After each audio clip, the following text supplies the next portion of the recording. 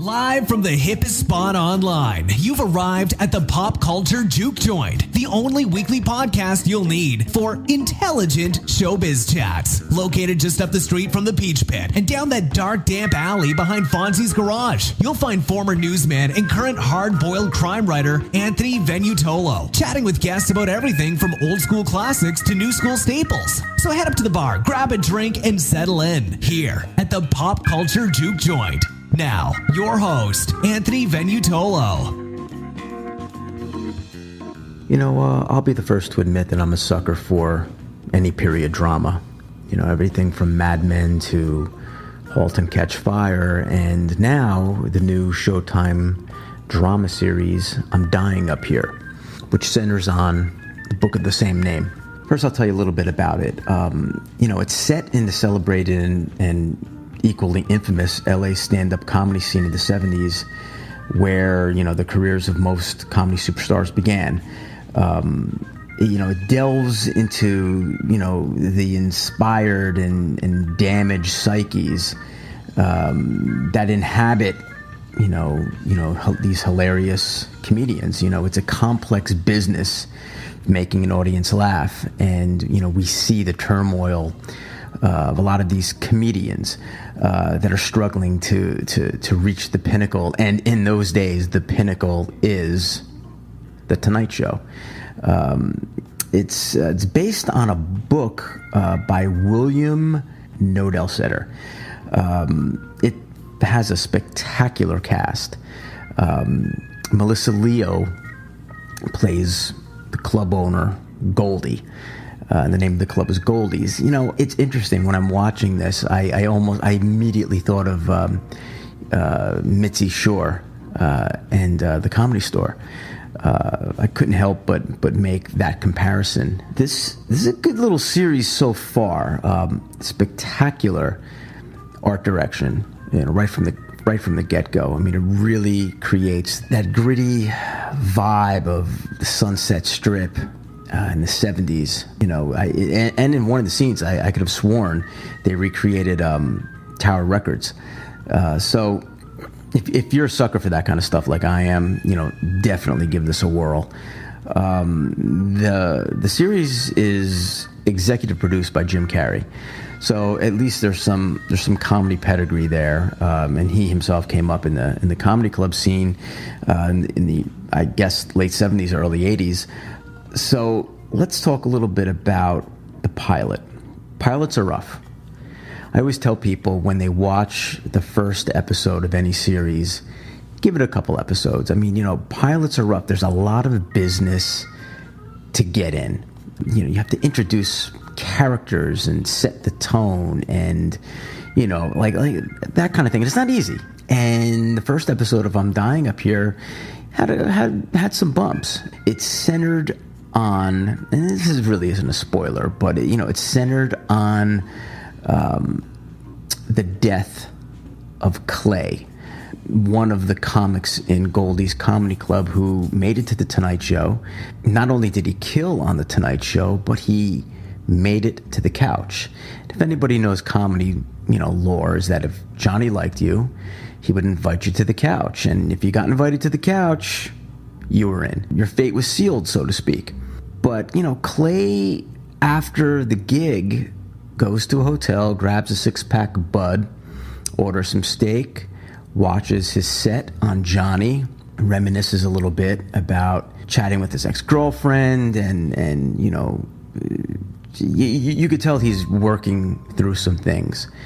Next morning or later that night, I think it's later that night, he goes downstairs, tips the doorman, walks down Sunset, and steps in front of a bus and dies. We're led to believe that it wasn't an accident and he actually committed suicide. His mother and father, played by the wonderful Robert Forster and Cathy Moriarty, come in the next day and have to deal with the grief of, you know, burying their son. So through it all, we get to meet the various comics in the club.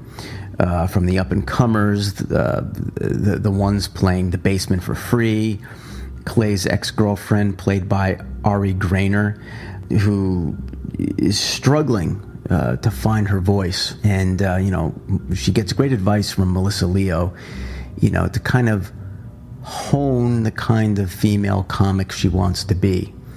It's a great scene. And again, I can't stress enough how great Melissa Leo is in this. She's got a couple scenes and she pretty much steals every single one of them. Oh, man. Oh, sweetie. You look tired. You need a bum? I want to go up tonight. The cellar's yours. Name the time. Not the cellar. The main room. What are you? Excuse me?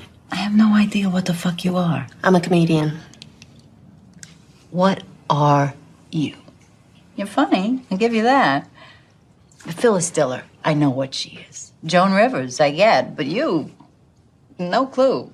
You're all over the map. No point of view. You're sexy, which is not a plus. I don't hear half your jokes because you're so busy staring at your tits. So you go a little blue. And when you don't, you're all, shucks and cow shit. I have no idea what your female perspective is. There is no one female perspective, just like there is no one guy perspective. We're not them, honey. You want to go on the Tonight Show? Yes. Let me help you. Find a voice that women can relate to. I have a voice women It relate sheds light on our mutual experiences, huh? Then I'll put you on the main stage, front and center. My right hand to Carson. Is Kaufman like Carly? Is Klein like Pryor? You're missing my point. Yeah, they're all up there on your stage. Why is it any different for women? There is room for me, too. I just need your stage to prove it. When you're ready. I love this setting. Every time I listen to Mark Maron religiously, and every time he has on fellow comedians and, they talk about the days at the Comedy Store and stories about Kinnison and working the door and getting up onto the stage and bombing and it just sounded like it was such a scene. And I think this show, much like HBO's Vinyl a couple seasons ago, it has the same vibe. They're trying to capture a time, a place, a tone, and if they can hold it together with these characters, and kind of keep the scripts not sounding as cliche as some of the dialogue seemed to be, I think we'll be onto something. Like I said, it was the pilot. Second episode is debuting tonight. We're going to give that a whirl, but I'm going to stick with this for a little while at least. I like where it's going, and it has me curious. We'll see where that goes. It airs Sunday nights on Showtime, and the competition's going to be heavy. It's against Fear the Walking Dead over on AMC and whatever prestige drama HBO's airing at any given moment. So give it a shot. You know what? Let us know what you think. If you didn't like it, tweet at me. If I'm crazy, let me know. Jack and I will be back with a special episode very, very soon. We're going to be talking about what's old is new again. Disturbing new trend of bringing back, beloved properties, everything from Roseanne to Will and Grace to that catastrophe that was Dirty Dancing a couple of weeks ago. We're going to be talking about that. Sometimes it works, sometimes it doesn't. Until then, have a drink. This has been A Shot and a Beer, brought to you by the Pop Culture Juke Joint. Enjoyed this episode of the Pop Culture Juke Joint? Then don't forget to tip the barkeep by subscribing and reviewing us on iTunes and Stitcher. Also, for some sizzling noir tales, head on over to Amazon to check out Anthony's hard-boiled fiction, available in print, digital, and audiobook formats. On social media, follow Anthony on Twitter at Anthony Venutolo or like his page on Facebook. For everything else, please visit his webpage at www.anthonyvenutolo.com. We'll see you next week.